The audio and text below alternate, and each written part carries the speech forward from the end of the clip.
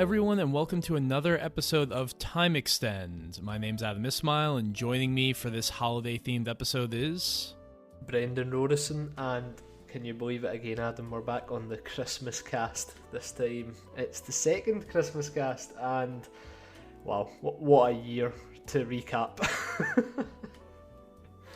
Yeah, it's been a year, to put it mildly.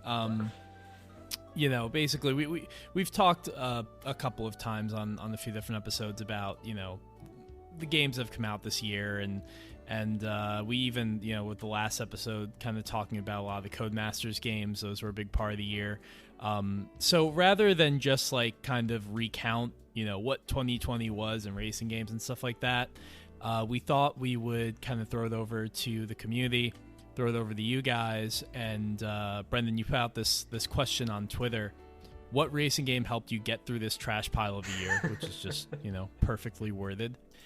And yeah, what's been your most fun virtual racing experience? And the answers that we got are pretty awesome. I mean, just like all over the map, because it's not just so much like, you know, what did you play that came out this year? It's like literally, you know, what did you get into this year? Could be pretty much anything. And so there's a range of answers. And you know, I feel like early, like kind of the start of the year, before most of the releases came out, you know, I feel like you and I were also kind of digging back into old stuff because there just wasn't a whole lot new to play.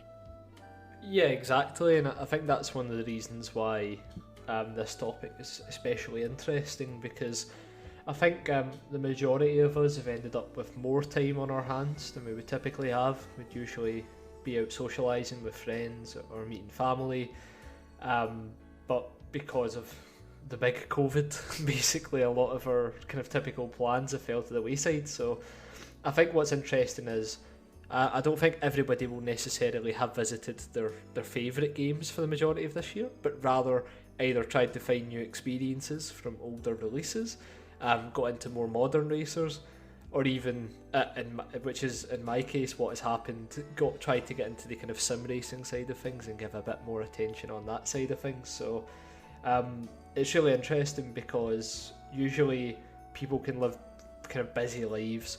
They probably play games that work around that, whereas now we've had a lot of time this year to get stuck into various types of racing game, and I think the results from the tweet in terms of what people were sharing with us really illustrates how far and wide people have been searching to keep busy.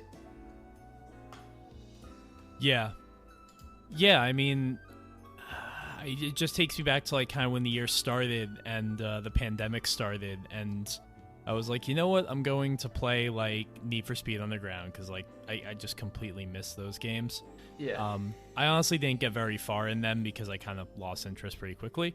But yeah, it's one of the reasons why, you know, retro game sales and stuff, like it's so hard to find certain systems and stuff like that where like prices have gone up just because everyone's home, and you know, what are you gonna do other than dig into some video games? So yeah, with that said, can kind of just like start going through here. And one game that I want to highlight, because this is also become a big part of my 2020, at least pretty much from the fall onward, was this game, and it's from Frapskiller. Recommended it, and I've seen it from other folks too in this thread, so apologies if I can't find who else also gave this game a shout out. But Wreckfest is phenomenal, and I don't think we have ever talked about Wreckfest on the show. Brendan, have you played it? Yeah, so I bought it on Steam. It was one of the first games that I purchased when I got my gaming PC, actually, because I think at the time that's when it had that like infinite delay cycle almost on console. Like it felt as if it was never actually going to come out. But yeah, it's one of those games where I've played it. I think I've only put about 6 or 7 hours into it, but I remember really enjoying it, but for some reason I've never quite went back. Yeah, so I feel like for me, it's a kind of game that I got into at the perfect time in the perfect way. And what I mean by that was like, I wasn't going through playing the builds of the game when it was like wasn't it like Kickstarted or something like that? Like it was, it had like a green light process. Like I wasn't around for any of that because I never played the flat out games. It was never really my thing. So I missed all of the kind of ugly delayed parts and literally just got into the game this year. Where, it's been out for what, like 2 or 3 years now. It's been probably like 2 years. It's been like very, at this point, very polished. And I think that's actually the thing that shocked me the most is like for like an independent release. The game's obviously had a long time to get to this point, but I find it's like extremely polished and just fell in love with the physics. I mean, the way that I've been playing this game has been with 2 friends of mine, and we'll pretty much just create lobbies and race against mostly bots. Sometimes we'll do destruction derbies, which are fun as well. But yeah, just grab a couple of friends and fill up a room with bots, and like that game is just so much fun. You just end up in these like ridiculously stupid situations. It's just you're always laughing. You're always just there's always a moment in every single race or every event where you're just like, how did I get up there? How did I end up in this state? Like it's hilarious. And then that's all on top of the game that just handles like really well and drives really well and plays really well. And that's the thing that like floors me about Wreckfest is just like how physically sound it is, which makes sense given the history of of like where that game came from and the franchise. It's Bugbear, right? Yeah, like that's the name of the studio. Yeah, and just when it comes to things like soft body physics and stuff like that, like they've been around forever, so it makes sense. But I think for me, for a newcomer, it's really impressive. And some of the absolutely absurd like special events that they've thrown in, like one of them, you're in this like battle bus and it's literally like traffic checking from Burnout Revenge, and you just like try and destroy as many cars as possible in a certain amount of time. And it just has to put a smile on your face. It's just one of those games. So I've really enjoyed Wreckfest, and right now it's like, because it's been out for a while, it's pretty cheap, so definitely worth snagging a copy of that if you haven't yet. Yeah, it's one of those games as well. I don't think I've heard much, if any, negatives from people. Like whenever people talk about Wreckfest, they're always very very happy with what it offers, and it's almost an unassuming title in that regard. I think that it's one of those games that for a lot of people might be, oh yeah, I'll get round to playing Wreckfest, or in my case, kind of dabble in it and then kind of forget about it for one reason or another. But now it feels like I have to go back and see it, because it was pretty recurring in this thread. There was a good few people who talked specifically about Wreckfest, and then there was even others where they're talking about other games and then they throw in at the end also Wreckfest, because it's just so much fun. The kind of supportive content's been great. So yeah, I think I was very surprised to see Wreckfest trend so much in everybody's responses, but also happy to see that, because I have heard nothing but good things about the game, so it's good to see. It's funny that it just kind of happened that way, where a bunch of us discovered it at the same time. Yeah, kind of strange, but Wreckfest is good. Go check it out. Brendan, is there one you want to highlight? Yeah, so this one was posted by Rhino and Hayden James in the comments. It's probably one that I prefaced earlier that I might talk about, but basically these guys were talking about iRacing and how that was a big part of the year. And I thought this would be interesting to talk about purely from a looking back at 2020 perspective, because we obviously had that sim racing boom out of nowhere when COVID stopped kind of all sporting events, and that meant that motorsport also couldn't happen. And then all of a sudden, sim racing, for all its warts and glory, was like thrown into the spotlight for this is what's going to replace the kind of core content. And I just thought it'd be interesting to bring this up, just to think about some of the insane things that happened related to sim racing this year because of iRacing. Like obviously all the NASCAR drivers and stuff getting involved, Um, the Pagano Norris battle as well.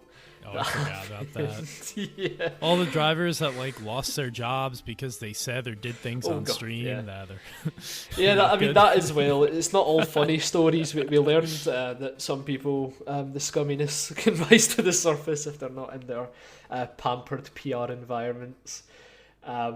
It's been a while. It's been a wild year for sim racing, and I feel as if iRacing kind of embodied all of that. Like I feel as if between that and the Formula One series, those kind of titles took the brunt of where people were guiding their views once real motorsport stopped. And I mean, for me personally, like it's been exciting to see that grow alongside me even being interested in iRacing, because I think I've said before, I tried it a few years ago and I just couldn't stand the thing. But with all this kind of extra time on my hands and trying to find a way to kind of keep busy, it makes sense that you gravitate towards this service. I know there's a lot of kind of controversial feelings about iRacing out there, but in terms of trying to make your hobby, which is basically a waste of time, feel like it's worthwhile, like iRacing does a good job of kind of providing all the bells and whistles that kind of bring you back from a motorsport perspective, obviously not from a game design perspective. But it's not trying to offer that, so it's one of these things where it was always exciting, for example, looking at the race schedule and seeing when races started and getting prepped to join those. I can't say for many racing games in modern times I remember my first race, but I still remember my first race on iRacing like it was yesterday, because it was one of the strangely most anxious experience I've ever had, and it was just purely because you kind of buy into the idea that this is a super serious sim, mostly because of the price you're fucking paying. But like, iRacing for me just captures something that 2020 sort of needed, and it's that hyper realistic simulation that was able to, even for a temporary period of time, bring in an audience of people who maybe only watched proper motorsport and actually kind of dabble in the virtual realm. And by the looks of it, in terms of articles that's come out and the kind of growth in subscriber rate as well, it seems like 2020 was a year, or at least half of 2020 was the time where iRacing like flourished again and kept growing bigger and bigger. For to refer it back to the guys who were talking about it, for Rhino, I mean he was streaming iRacing all the time. Him and his Team Rick did the Le Mans 24-hour race, which was fun to watch. Alongside it was Rhino did it with Mr. Aero HD as well, another follower on the account, and a good Twitch streamer, and some other guys. And it was just fun watching that 24-hour race in iRacing, because even though I know it's always been there, I've never actually looked at it before, so that was new for me this year, watching that. It was very exciting. And then on the other side of the coin, Hayden James was talking about the fact that he just got into iRacing and managed to win his first race, and he posted a little clip of the race itself. And it is a very proud moment. Like when I managed to win mines, I was just flabbergasted that I had done it, purely because I don't win online in most games, like, at all.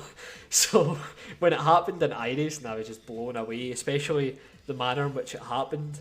I think I've talked about it in the Discord, but basically it was like an MX5 Cup race at Lime Rock, 15 laps. Such a great track. Yeah, oh, fantastic. And once again, It's a track I would have never played if it wasn't for iRacing, but like, exactly, it's so fucking good, man. Amazing track. So it was like a 15 lap sprint race, and I qualified like 10th out of like 18 cars or whatever, so I was like, you know what, stay steady, finish halfway up the pack, I'll be happy. And for like 10 of the laps I managed to stay in that like 7th, 8th position. And then in classic rookie MX5 Cup fashion, it was a massive wreck ahead of me at the kind of the chicane. And everybody must have got caught in this in some regard. Some cars were flipped upside down, some were in the wall, some had managed to dodge the crash but were skidding in the dirt, and just coasted. I just coasted right through them and straight into first. And then trying to hold my mettle for those last 3 laps. Like, I had an Apple Watch at the time, because I had an iPhone at the time of this race, and like it triggered the "Are you exercising?" thing because of the heart rate. Oh because my god! I was so nervous, man. Like, I'm not kidding. It was just like such a watershed moment. Like, holy shit, I've got a chance to win this race. And it's one of those things that, looking back on it, it sounds so ridiculous for what is basically a slightly more realistic racing game. But there's just something about iRacing, and I can never quantify it, but it makes you believe that it's an actual motorsport like arena. So yeah, I'm totally there with you, man. Like it's been a long time since I played iRacing. I probably last played that game in like 2012 or something like that. So I want to get back into it, and actually I'm going to be testing some sim racing equipment and stuff coming up this year for my job, which is exciting. So I will have every reason to go dig back into iRacing again, and I want to, because everyone, it has become this institution. Like, everyone I know has played it, kind of regardless of whether or not, I mean, obviously you have the hardcore sim crowd, but the fact that you're into it, the fact that so many people in the Time Extend community who play, you know, Ridge Racer and Gran Turismo and all the other games that are like, you know, quote unquote, you know, less realistic or whatever, or just like the full on arcade racers, like they play it, like everyone plays it, and it's a cool place to be. It isn't so much the kind of thing that I naturally gravitate towards, because like, yeah, I definitely feel that pressure. Like when I played that game, I did. And I'm reminded of when I was at the Gran Turismo thing last year, and I just did the I did like the Pro-Am race or whatever, and literally like my arms and legs were shaking. I was so nervous. And you know, that's an extreme case, because I'm driving against other people who I'm in the same room as, and you know, I'm at a big production and everything. But like, it terrifying. Did, when I was sitting in that seat, it took me right back to like my first race in iRacing, and just being like horrified in the MX-5 Cup and doing something stupid. And I think I don't exactly remember where I finished, but I know it was at Okayama, and I know it was like, you know, something like middle of the pack. So yeah, but that's a cool thing about iRacing too, is that like it makes you, I imagine when you get that win, it's got to feel incredible. But even when you just have a good race, you know, and you don't win, or you don't get like top 3 or top 5, you maybe start in the back, you pick up some positions, like it just feels good. You're just satisfied with yourself. And I imagine the more you do that, the more you can kind of keep your heart rate in check and go in kind of cool-headed. I never got to that point, but that's what I'm hoping anyway. Yeah, I mean, I'm currently up to a B license now, and it's funny, whenever I kind of turn it on and do like a session in the GT3 cars and stuff, it is pretty funny thinking like 6 months ago I was absolutely terrified of like an MX-5 Cup car, and then like you're in these kind of LMS, the GT3 LMS Audi R8 and stuff, and like you just feel as if you're at home, like you just slot straight into it, and you get to work almost. Like it doesn't feel as if it's a sudden like challenge just driving the car. It's more about getting it to be fast. Obviously it depends what category of cars you go in, because I suppose the whole point of a GT3 cars is they're supposed to be ridiculously easy to drive. But even still, when I think back to the first time I drove that MX-5, and then the first victory in that car as well, like you were saying, like the feeling when you get that first win, like I literally like sprung up and yelled. Like I was so happy to get it over the line. It didn't matter, like in most racing games, if that kind of crash happened and I won, my immediate thought would have been, oh well, that's good, I managed to get a win because they all messed up.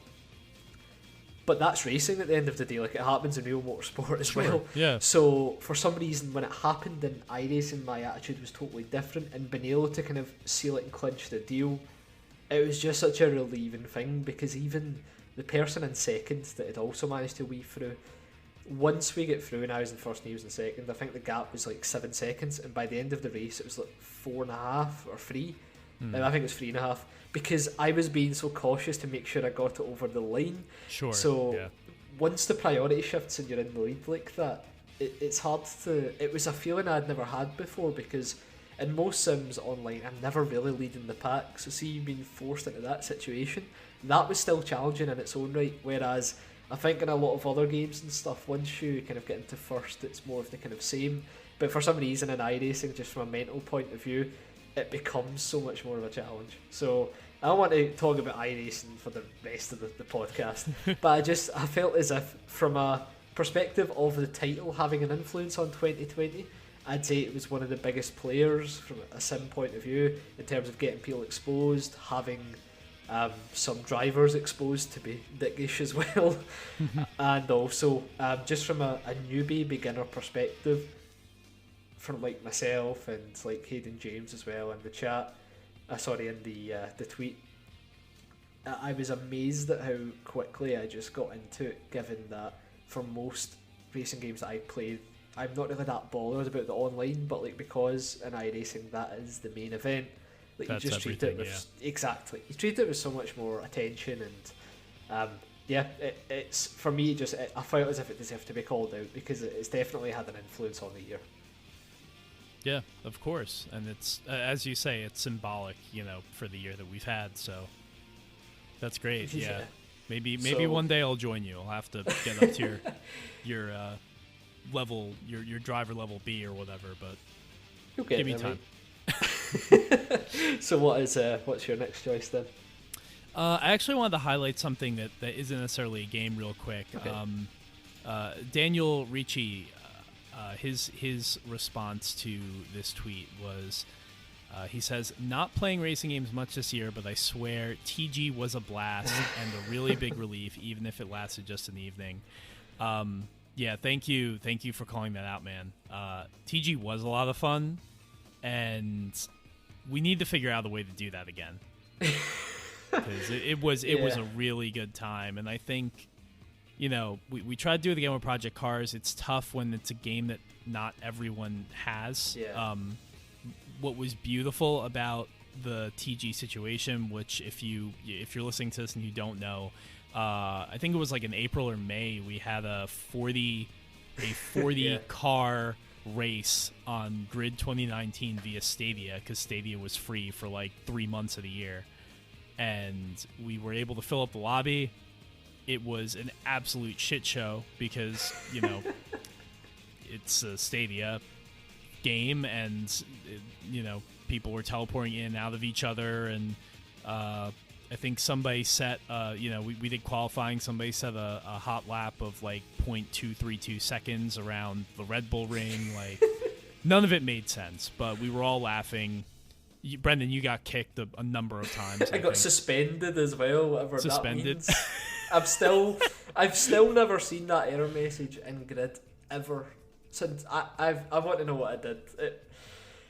Just like hearing about this again, like it's hard like not to get even a tiny bit emotional, just purely because like that was one of those things, like you said, it wasn't like this massively orchestrated event that we had planned or anything. It was more of like a natural beast that just kind of grew into its own thing. We weren't like actively pushing for people to join in or trying to like force it upon people and that type of thing, or make it this big event with a prize. Yeah, I mean, we put the call out, but people just naturally gravitated towards it, and it didn't.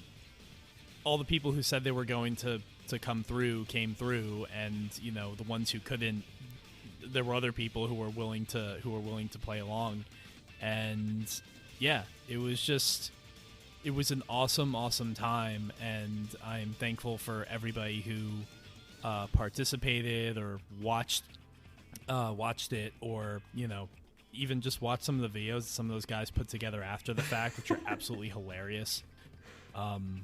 Just kind of distilling the half hour of just crap into bite-sized form, the suspensions, the teleporting. It was a shit show, but obviously, we're doing a race on Stadia. We knew that was going to happen. That was the point. And it just, I think everybody got a big kick out of it, and that just makes me really happy to think about. It's a good thing that happened in 2020. Yeah, exactly. When the player counter reached 40, like, I think even the people who thought they were going to be kind of relatively well behaved and kind of neutral about the whole thing, as soon as it hit 40 players, like, the chat just exploded into screaming and random nonsense, because it was like, holy shit, we've done it. Yeah, I think Chris has a video, right? Yeah, so Racer XNFS on YouTube has a video, the Great Stadia Disaster. I know there are others. I'm actually going through the server to see, like the TG server, to see what videos there are out there. But definitely go check that out. It was a good time. But I think what we need to do is we need to figure out a way to do that again. I just don't know how we get there. Yeah, exactly. I think that's the thing. Like, once it finished, the immediate thought was, like you're saying, I just love to do that again. It was incredible fun.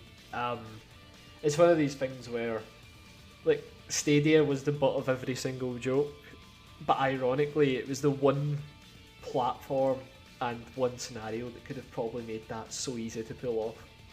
Oh, absolutely. That's the wild part about it, and I'm just looking back at the server myself now and looking at like the last message that I sent to everybody in the chat before the lobby was about to open. I'm just going to read an excerpt from it because it's so funny looking back at it.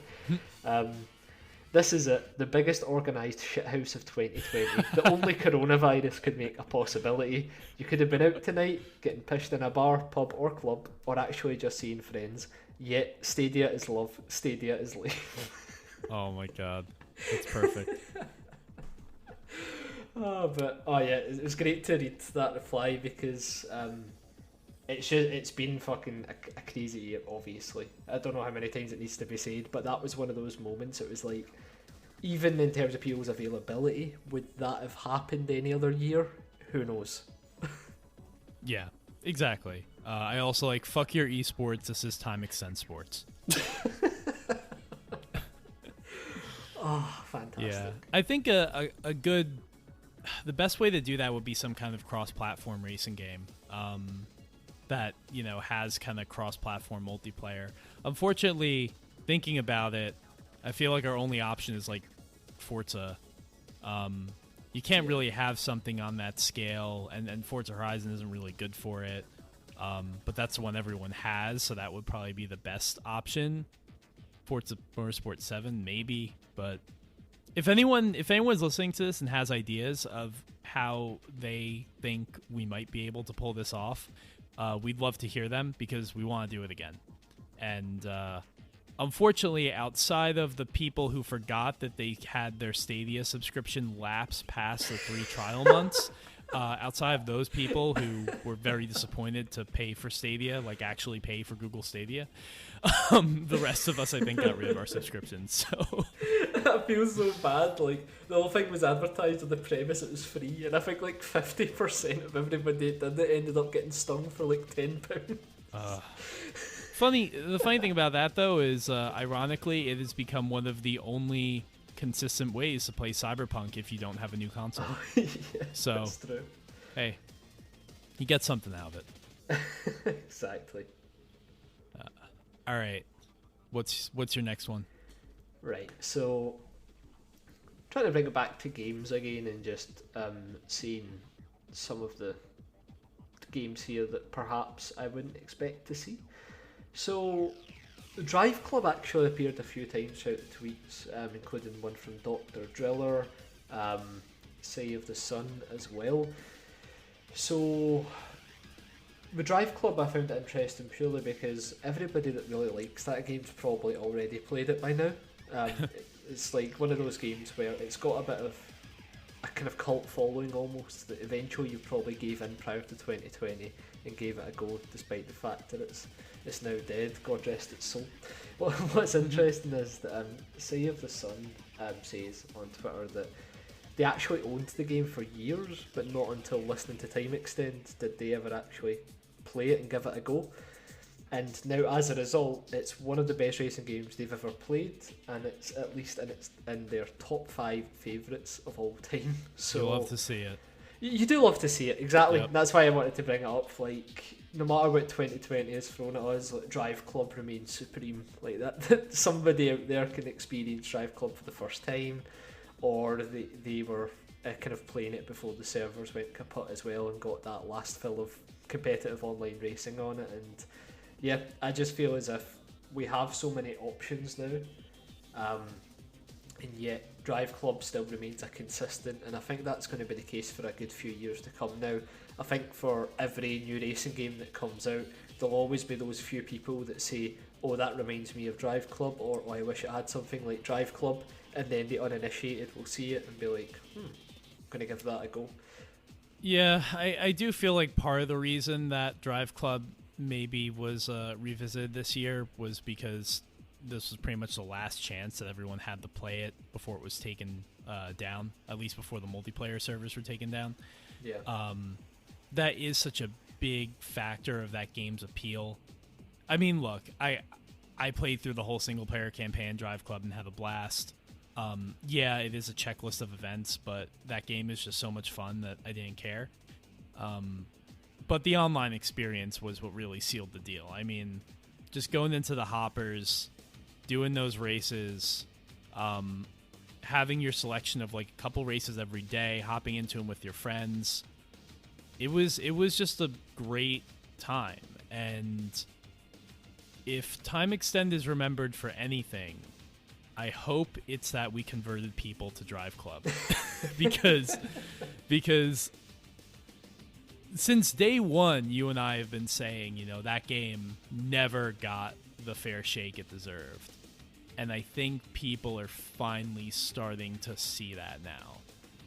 I think they're starting to come around to the idea that there's just something about that game, about just the way it feels and the way it looks, the atmosphere of it. And unfortunately, you won't get to experience, you know, the whole factor of beating your friends' times and stuff like that, doing drift challenges and whatnot. But I think maybe you can kind of get, you can still, if you play the game now, you can get what they were going for, and you can see how a game like that would really come alive online, because it did. I mean, I was addicted to, especially when they were like in that cycle of releasing new content that was really great every single month. And any issue that you had with the game, at least when it was like in like kind of post development in that stage, was ultimately solved. I mean, it launched with the online issues it had. Obviously, those were thankfully stamped out eventually. They added the weather. One of my gripes was that I wasn't really digging the car roster, and then they came around and added so many like great old classic legendary cars like the F40, the F50, the Diablo, the McLaren F1. They added amazing new locales that were, you know, I mean,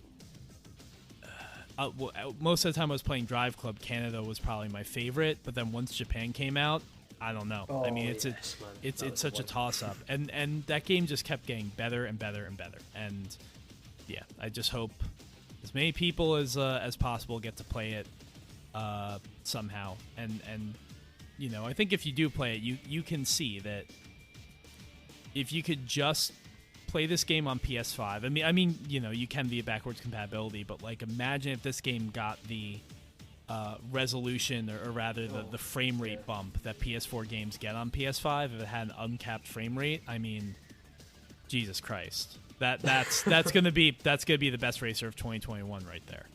Yeah, I just like you said, all the features of that game. I don't think we've ever seen anything else get close to being such an integrated, seamless experience.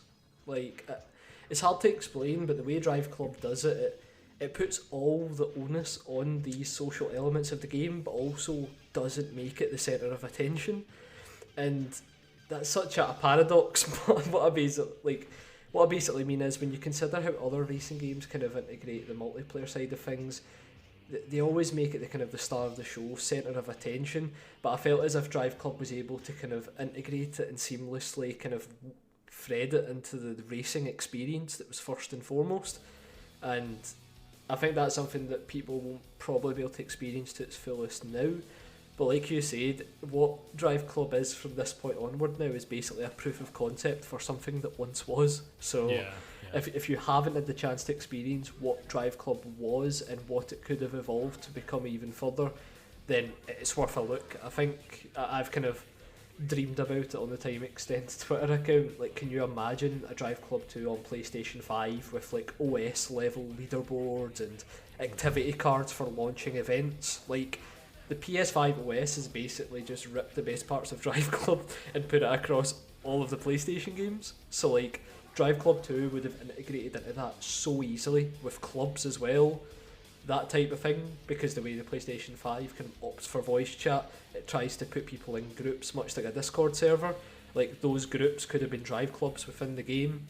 Like there's just so many ways it could have been like kind of threaded into the PS5 architecture, and it's a shame that we'll never get to see the series growing that way. All the same, it's still fantastic to see people first experiencing it in 2020 or having their last fill of the game at its full potential. Yeah, and I think to your point about how the game both, was so invested in the online experience but didn't make it the focus, I think the reason that Drive Club worked really well in that regard is because so many racing games really try to push it on you. Yeah. But there's never a feeling when you're playing Drive Club. I mean, I remember when that game came out, the first thing I did wasn't go online. The first thing I did was probably do like the regular single player campaign.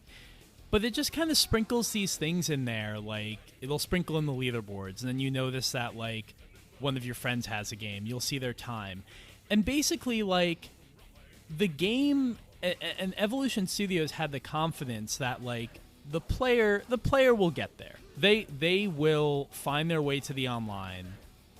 They'll figure it out and they'll get it. We don't have to push it. We don't have to make it the center of attention. It will make sense. Just let people play the game the way they want to play, and they'll figure it out and they'll find it. And I think that's a kind of confidence in your game design that like really, really stands out. And in a game like Drive Club, I mean, it just takes it to the next level. But yeah, as it is now, we're just gonna be talking about this game forever, and just in this tone of like, wish you could have been there, man. I mean, you had to be there. We got the Wipeout Omega collection when Studio Liverpool was deceased, so perhaps if there's enough shouting, we could get Drive Club on the PS5. I mean, don't get me wrong, it'll be a licensing nightmare. Well, now that Need for Speed Hot Pursuit Remastered has proven that licensed racing games can be remastered and re-released, exactly. It's possible, Now we'll get that remaster of Gran Turismo 2, obviously. Of course. Yeah. Always good to talk about Drive Club. I'm sure it will come out. I'm sure Drive Club will be a factor every single time we have a discussion like this in the future, because it's basically synonymous with Time Extended at this point. Yeah. In no part as well due to racing madness, it must be pointed out. I think we had equal parts of people hyped about Drive Club making a long run in that bracket, and those that were absolutely perplexed by it, who were wrong, by the way. I totally forgot that it made it to the final round. Yeah, that was absolutely nuts. Yeah. So pleased to see it. The Drive Club, the Drive Club family just like rose up, and Drive Club gang went right up to Need for Speed Most Wanted. Didn't get there, but I mean, of course, who could? That game was a juggernaut, so. Yeah, and a certain Black Panther also done his flag waving for Most Wanted as well. He actually, I have to find it, so he actually responded to this tweet as well. Oh, nice. I think. I could have sworn I saw it. I found it here. Okay. It's big up Need for Speed and the crew for as always for holding me for most of the year. I'm most surprised by the reference to the crew there, to be honest. That is not something I would expect to read this year. I don't know why. Yeah, so I feel like we have to maybe... I think the crew is a game that we should talk about one day, because, I mean, what I've played of the crew 2 I did not like. And I don't know how much of the crew, either the first or second game, you've experienced, Brendan. Never. But the people who like it really like it, and there's a conscious decision there to like. I guess it's kind of the reason why I like sort of respect it at this point, even though I really didn't like the game, is because you could play Forza Horizon 4 or 3 or any of the Horizon games, which like.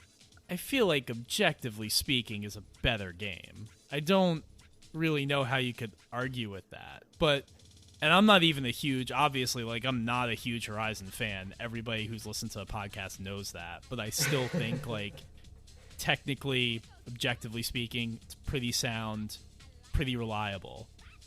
But something draws people to the Crew as opposed to Horizon, and I kind of want to know what that is. I mean, they're not exactly the same, obviously. You know, they're not complete stand-ins for each other, but yeah, people keep going back to the Crew. It's got a fan base. I wonder if they're working on a new one. Yeah, I mean, this is one of the things for all kind of the bad things that are said about Ubisoft. They have a surprisingly good track record for supporting titles. Like, I don't know how popular the Crew is beyond its core fan base, but that game still gets content updates all the time pretty much. And then the example I always go to was how like Steep as well was supported up until like the end of last year. I mean, that must have been like 4 or 5 people still playing that game at that point. And then even like, it isn't a direct sequel in the case of Steep, but the other kind of extreme sports game it's coming out in early 2021 is definitely just Steep kind of cranked up to 11. And it's the same with the Crew. Like, I'd be very surprised if they aren't making a third one, purely because like Ubisoft are just really consistent at supporting titles and series that aren't just the kind of Rainbow Six Siege and that type of thing. Yeah, I guess that's what it is the support, because that can really transform a game. I mean, we were just talking about Drive Club. Drive Club was heavily supported for that year. Forza Horizon is still supported with, you know, the new kind of hard to get car every couple of weeks. That can absolutely kind of lengthen the game's life, and so power to Ubisoft for doing it. I do wish I liked the game more, but I'm glad that the people who are digging it are still in there. Yeah, I think the thing that's always intrigued me about it is the fact that it includes real world race circuits as well in the open world. I think that's a really cool idea. Yeah. So, I'm going through. There is one tweet that really surprised me, because I kind of went through and was like looking for the most kind of the rarest game, or like the most unexpected game. I wouldn't expect somebody to say like I got back into this in 2020, because there's a lot of like, I played all the Ridge Racers, I played all the Gran Turismos, which obviously, like, of course you should. Those are amazing games. No one says you shouldn't. But I was surprised by this one from Chalk It Down, who said, Rally Sport Challenge 2 on the original Xbox. What a game that is. Also played a bunch of Drive Club, so there's Drive Club again. And lately he's been playing Dirt 5 on PS4. I wanted to highlight Rally Sport Challenge 2. Because, again, this is a game that, and a franchise, I mean, there were only 2 games in the franchise, but this is a thing that we never really talked about on Time Extend, and it is worth discussing, because these were 2 really good games from a time when Microsoft's biggest racing franchises were PGR and this. I mean, even before Forza. Rally Sport Challenge 1, it wasn't a launch title, but it came out really close to the beginning of that system. And they're just great games you can go back and play. I think I don't think they're backwards compatible on Xbox One or anything, but fortunately I have a 360 at my parents' house.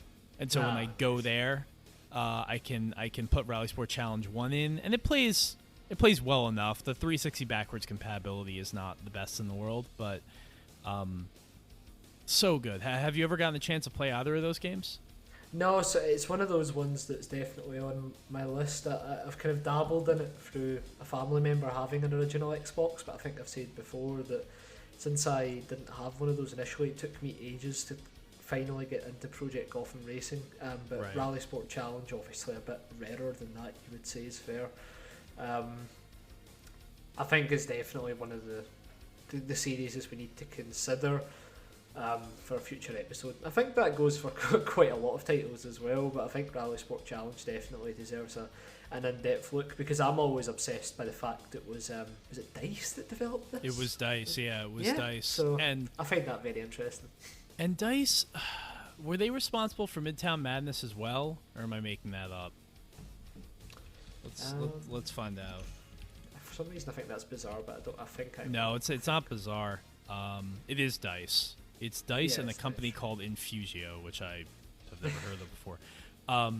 This is part of the days before, DICE going to EA, doing Battlefield, when they just made a lot of racing games like this, and Midtown Madness isn't strictly a racing game. It's, this weird open world thing, but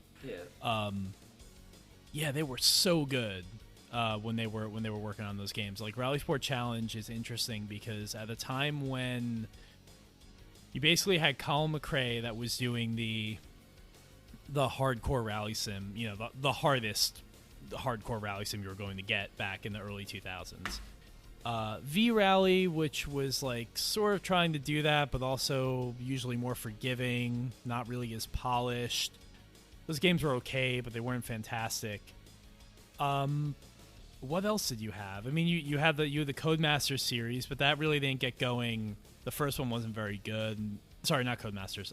You had the Evolution Studios WRC series.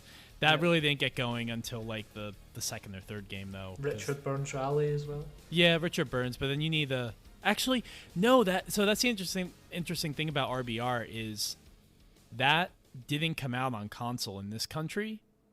But I know it did over there. Yeah, it came out on the Xbox. And here, I think that's a reason why a lot of people, at least in the U.S., have not played Richard Burns Rally. Because, without a PC, there was no way to experience it. And it's such an important game in that genre.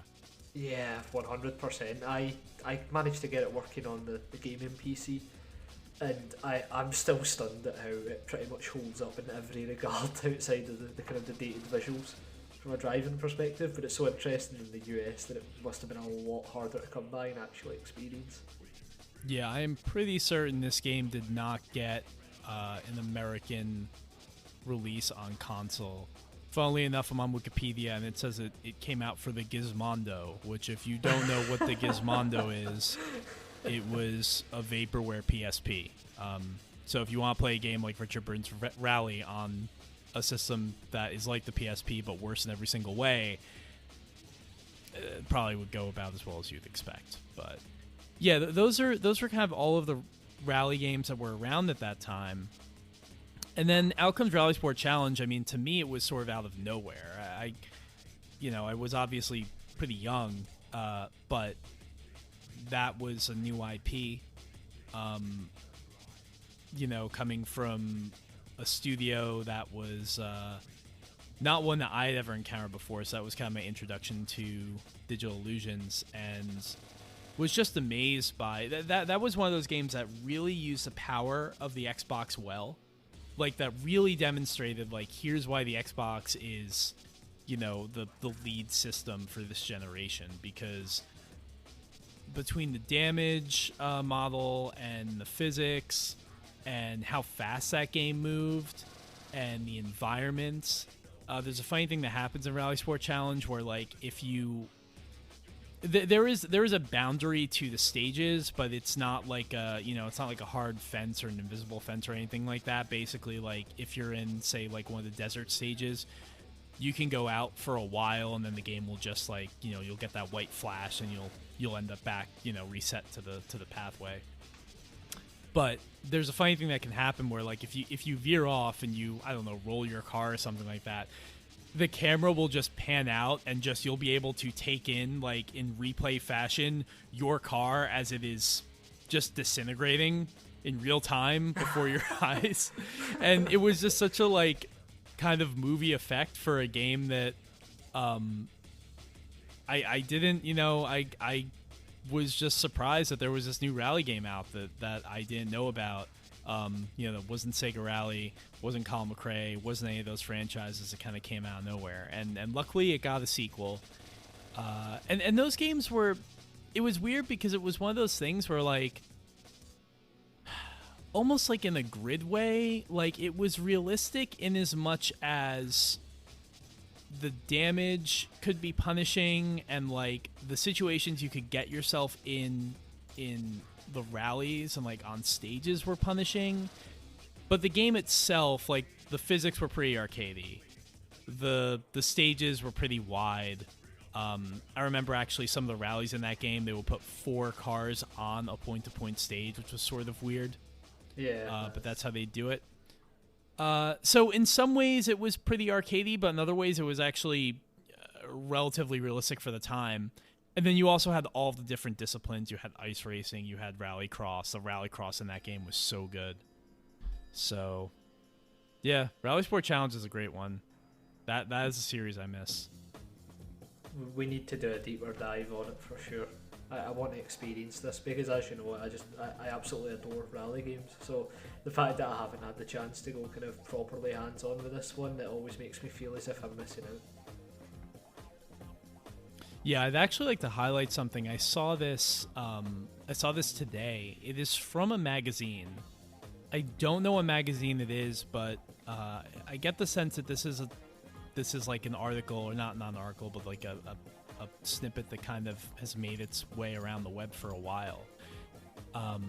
Somebody just randomly on Twitter shared it, but it's from some magazine, and it's basically a letter that somebody seems to have sent into this magazine. I don't know if you've ever seen this before, Brendan, but it's titled "Son Finds His Father's Ghost Waiting for Him in Vintage Rally Game." Yeah, I haven't seen this before. This was the first time I came across it. Yeah, this person is just like, when I was 4, my dad bought an Xbox.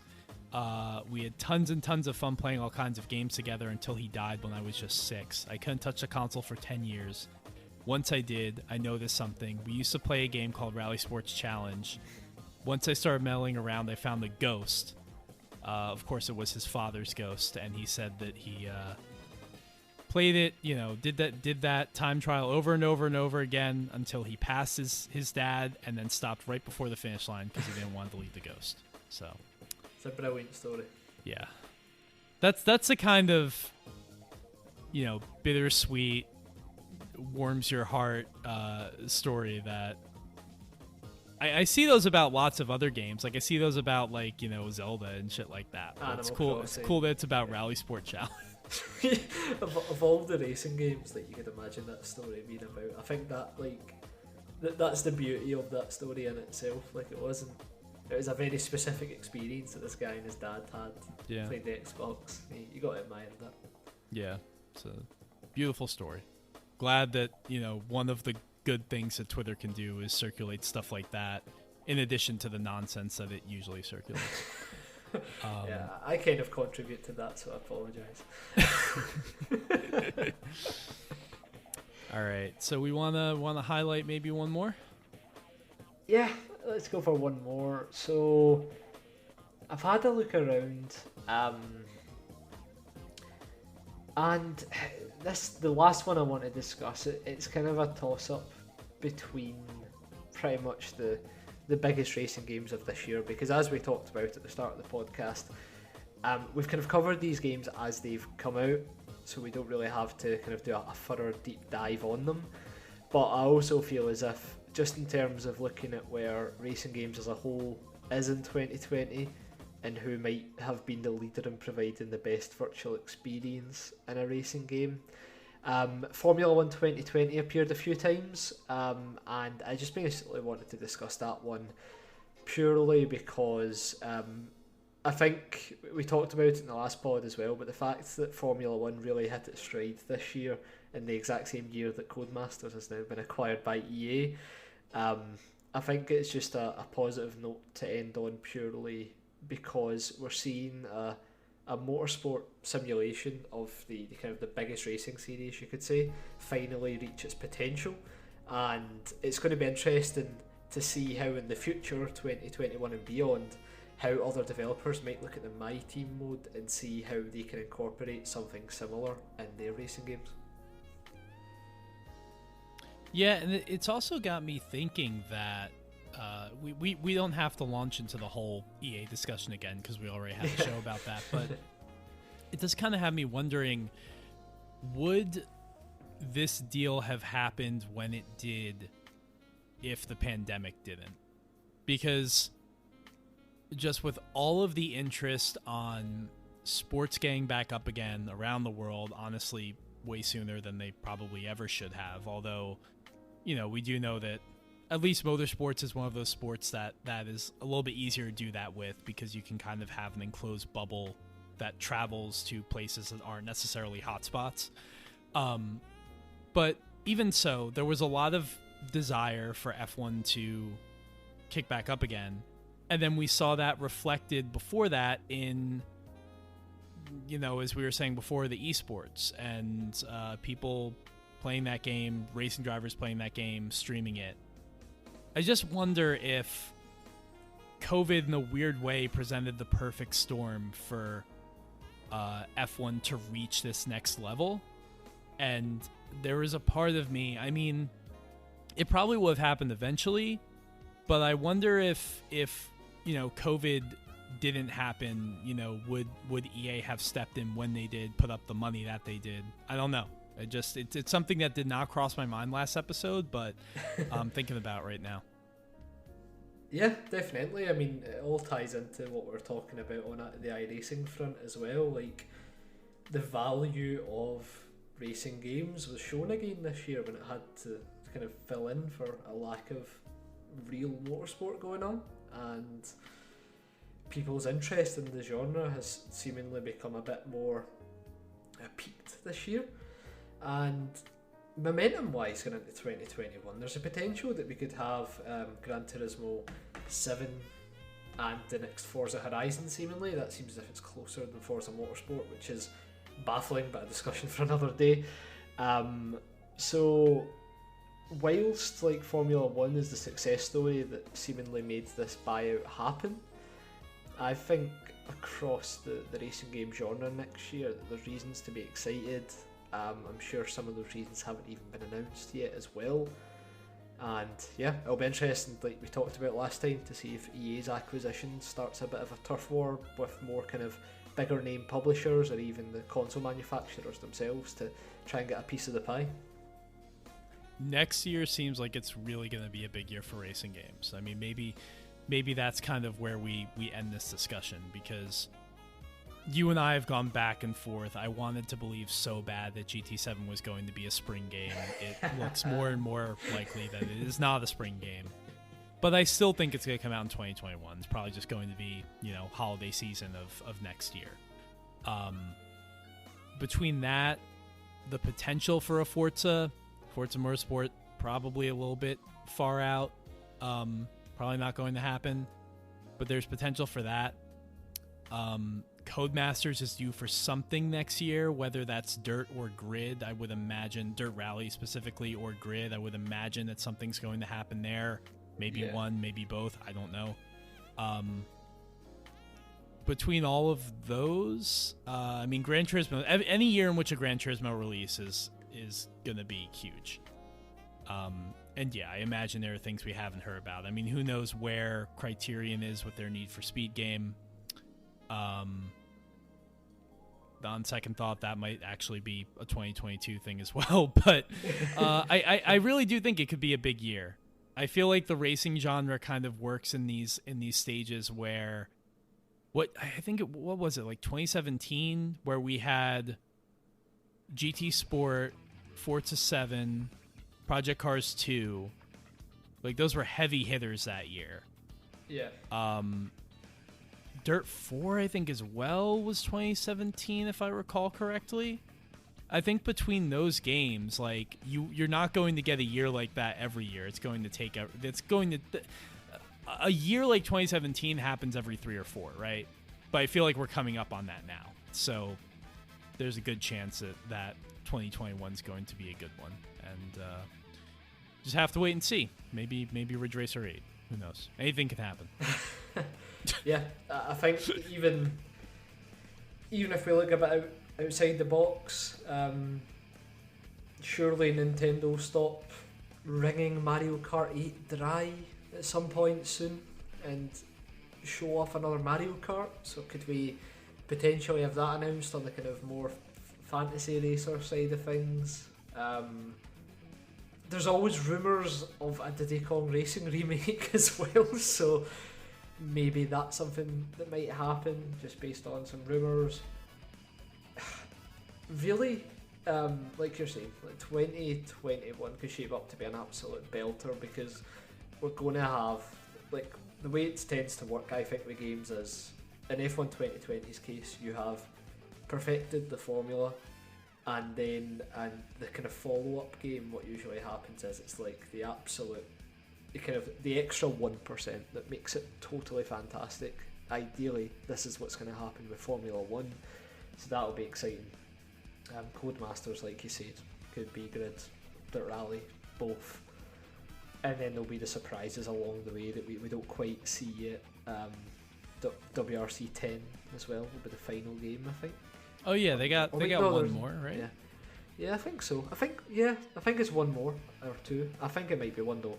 Like, I can imagine Kyle Atton will want to go out on a high on that purely because there's no way I think they just totally duck out of the rally game making business, because they've got it right too much in the past 2 years to drop it. So I wonder if we'll start to see a little bit of what their rally series becomes once WRC license is passed over. I think 2021 is going to be a great year, and I think this goes for pretty much everything, not just racing games, but a little bit of optimism isn't too bad right now. So even if it's just in our tiny subgenre of gaming, I think knowing that there could be games out there that scratch that itch that just haven't been reached yet as far as your favourite racing games go, that's something to get hyped about in 2021. And personally, I can't wait to see what's up ahead. Absolutely. Yeah. I am wondering, there is a part of me that wonders if, like, Sony feels the need to have something kind of, well, I mean, if Gran Turismo's coming out, they don't need this, but that was kind of the big appeal of Drive Club, right, too? Exactly, was that, like, yeah. It was sort of a B racing franchise for Sony, and Sony always had a form of that, whether it was, you know, something totally not realistic at all, like Wipeout, or Drive Club, or the WRC games, or when they had F1. It would be great to see some more investment from the first parties in racing games, but that's a conversation for a future. Yeah, exactly. But honestly, I'm just excited to see what type of racing games we get that we're not even aware of yet. I think Gran Turismo 7 is obviously the biggest hitter next year, assuming it comes out. Because everybody stands and takes notice when Gran Turismo arrives. Like, it doesn't matter if it's like sport where it's a different direction, or if it's another entry in the mainline series, or in the case of 7, perhaps it kind of ticks both those boxes. When Gran Turismo appears, that's when things hot up. So I'm really excited to see what Polyphony have got cooking, because even if it is just sport with the kind of career mode sprinkled on top, I'll be happy with that. But Polyphony always find a way to put something in there that you don't see coming, whether that be driving on the moon, totally binning the old kind of car PG way of things in sport. They always have something that makes you go, oh, so this is the direction they're thinking of going in. So I can't wait to see what it's going to be. Yeah, absolutely. I'm right there with you. So with that, guess we'll end it. And, at the end of the show, last show of 2020, we'll say that this year obviously has been terrible. But one of the great things, the few, flashes of light in this awful, dreary year is just being able to still do this. Luckily, Time Extend is the kind of thing that can exist no matter what happens in the world, because, Brendan and I, everybody started doing podcasts this year. It's like we've been doing podcasts online forever. Like, get on our level.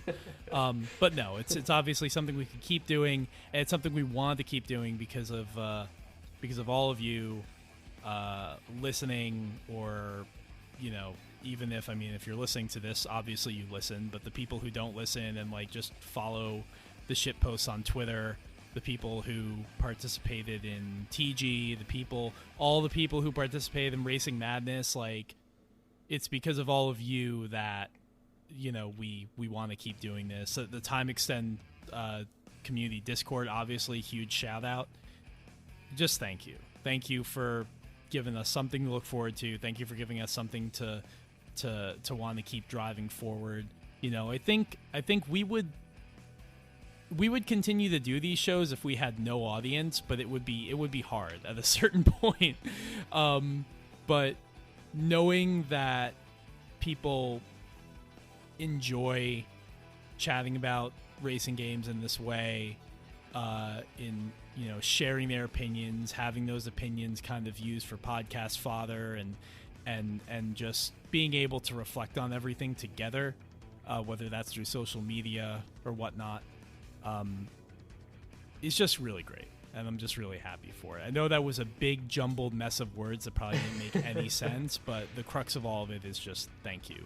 Thank you for everything, all the, you know,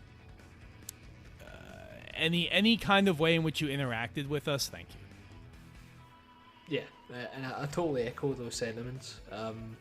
Like you said, we could talk about racing games forever. The racing games that we've talked about more so in recent kind of episodes, as in like the past 10 or 15, a lot of these topics come up because we see what everyone else is interested in, and it opens our eyes to that topic in the sense that we didn't think people might be interested in hearing about that. Now we know people are. Let's talk about it. And that's really what kind of inspires the episodes to keep going. And even on the guest front as well, we've had some phenomenal guests this year, and we've discussed some amazing topics and put together some of my personal favourite episodes, and I'm sure yours as well, Adam. So it's basically just a case of like Time Extend is obviously going to be around in 2021, and it's just really up to us now to try and get through the mini topics that we often reference here and say will probably be in an upcoming episode and never actually materialise. Those will be there, and yeah, once again, just thank you everybody for everything you've done. I think the most exciting part for me is seeing all the natural discussion that happens like in the Discord and on Twitter, because it shows that we're not really after just people responding to tweets for the sake of it. Like we do want to kind of encourage that good conversation. It's in the bio as well. We see ourselves as a positive racing game podcast, even though my personal Twitter is just me shouting about football all the time in a negative way. On the Time Extend account, there's negativity everywhere just now, like in the video game genre, especially in the past 2 weeks with Cyberpunk coming out. In the racing genre, it feels a bit tribal at times, but we like to think, like when we make Time Extend episodes, we want to kind of isolate from that side of things. We know V-Rally is the ultimate series, so there's no point coming after it. Deep You're going back like 20 episodes, I feel like. Exactly, that's it. But no, I'll stop rambling as well. It's amazing we nearly get through this entire episode though without mentioning the fact that even though this has been a horrendous year and pretty much every plan did not actually happen, we did actually manage to meet in person this year, Adam, and once again, that's one of those things where we would have probably met each other anyway, but I feel as if because Time Extend was becoming somewhat much more apparent, we had the guys in Sega kind of in contact with us and that type of thing. That is one thing that even though it was so far early in the year, like that was just a phenomenal time. Yeah, everything that 2020 was going to be didn't pan out except for that. And if it had happened a week later, it couldn't probably have happened a week later. You know, that was pretty much like the last thing I did. I remember, you know, landed back in New York, and then within like 4 or 5 days, that was like the moment where there was that day, it might have been March 11th or something like that, or the 12th, but like a couple days after I got back, the world just stopped. You know, that was the day. And I felt like that was the case everywhere. Like it was the case here. Yeah, it was the case in the UK. And yeah, just thank God we did it when we did it. Because it was one of the things I can really look back on and say like that was awesome. And it's got me really excited to come back again and rent another apartment in Glasgow where we'll drink a bunch of Mad Dog and play Enthusia, because that's probably what has to happen next time. Yeah, definitely. Like, just when you mentioned like Enthusia there, like my mind immediately went back to recording that reaction to the intro and stuff, and like it was just such a good time. And despite 2020 being a bit of a write-off, I would say that if you've had that one experience that happened this year that did make you feel like incredibly happy and it could have only happened this year, then try and think about that and not too much on the negative side of things, because really none of us can influence what is actually going on just now aside from doing our bit. So just keep playing those racing games, enjoying yourself, keeping you and others around you safe, and that's it. Like the good times will come back again. We'll have Enthusia too, whatever it entails. Those good times will come back. You've said it perfectly. And the one thing I will add to that is that next episode is episode 50. So January's gonna be a time, man. Something's gonna happen. I don't even really know what it is yet, but we'll figure it out. January might be the anniversary of the entire pod as well. Yeah, I think that would be the 3-year anniversary. Jeez. I think we started beginning of 2018. Yeah, that sounds about right. Yeah, I think so. Interesting. But we're giving nothing away. We need to kind of squirrel on in the background and work out the plans, because we have many of them. It's just a case of putting it in action. Yeah. I think we will. I think between both of us, we've got some good ideas. So look forward to that. And hey, if they're not good, I'm sure that they'll be, something along the lines of your excellent shit posting that, we can just look back on and just laugh about. So. Yeah, exactly. All right. Well, again, everyone, thank you so much. Enjoy the holidays to the best that you can. Have a safe holiday, and have a happy new year, and you will hear from us in 2021. Thanks for listening, guys. Have a fantastic festive period.